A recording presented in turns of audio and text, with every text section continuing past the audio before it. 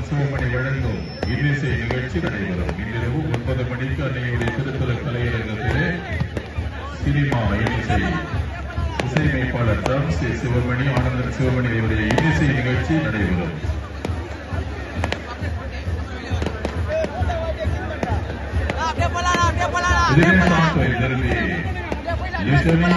Benediction followed by Mass in Tamil in the Shrine Auditorium. கூட்டத்திலே மெதுவாக கலைந்து செல்லுமாறு அன்புடன் வேண்டுகிறோம்.